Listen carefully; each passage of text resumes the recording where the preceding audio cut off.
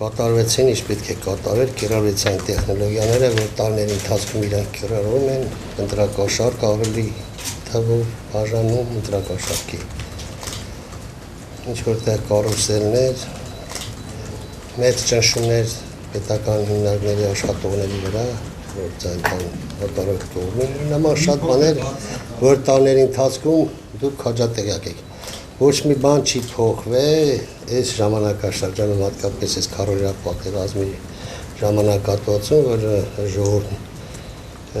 համախմբվածության մեծ չափանիշ կար, բայց իշխանությունները արեցին այն, ինչ որ արեցին, ընդհանրեն իրաց ցանկություններ պահել իշխանությունը եւ օգտվելով առիթից ուզում եմ շնորհակալություն հայտնել բոլոր լրատվամիջոցներին, որ այս ժամանակահատվածում կարողացան անկողմնակալ, գրեթե անկողմնակալ ցույց տալ Հրազդանի դեմքը եւ ինչ կատարվեց Հրազդանում մետնտեղությունների ժամանակ եւ ինչ իրավիճակը այսօր Հրազդանում։ Ինչ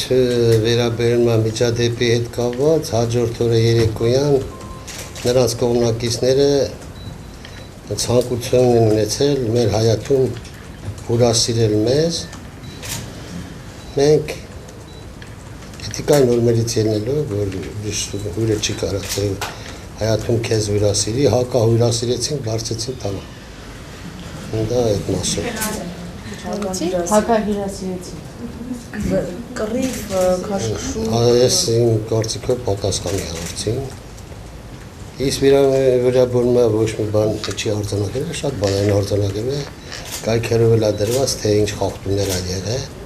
Բայց ընդհանուր ինչ վերաբերում է, որ մենք պաշտպանել ենք մեր քվեն, բնականաբար մենք պաշտպանել ենք մեր քվեն, բայց դա չի նշանակում, որ դրսում ընտրակ կեղծիքներ չեն եղել, այնտեղ եղել են խոշոր գումարի բաժանում 10-ից մինչև 50,000 դրամ։ Եվ հարստացել արդեն իշխանությունը։ Դե բնականաբար այս տարիների ընթացքում կեղեքեր են ժողովրդին, հատկապես Հրազդանում, եւ այդ հավաքված գումարը բաժանում է, որ հետո նորից հավաքեն։ Այն ես ուզում եմ նաեւ առիթից օգտվելով շնորհակալություն հայտնել այն 10,300 մարդուն, որ ինձ ձայն ա տվել, ոչ թե նրա համար, որ ինձ ձայն ա տվել, այլ նրա համար, որ իրանք նայում են դեպի ապագա, նայում են դեպի իրանց երեխեքի ապագա եւ Հրազդանում դուք ականատես եք եղել եւ պարզա, որ Հրազդանում ինչ-որ բան պիտի փոխվի։ Չի կարա 14 տարվա քաղաքապետը, որ Հրազդանը հասրել է այդ վիճակին, նորից մնար Հրազդան, այսինքն եթե մեջ 4-5 տարի մնա Հրազդանից բան չի մնա։ Եվ ուզում եմ ասեմ,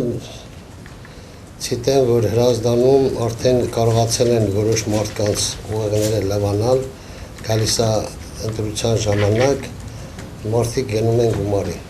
Այսինքն մարդիկ գերադասում են մի 4-5 օր կուշտացուտ են, 5 տարի բողոք են։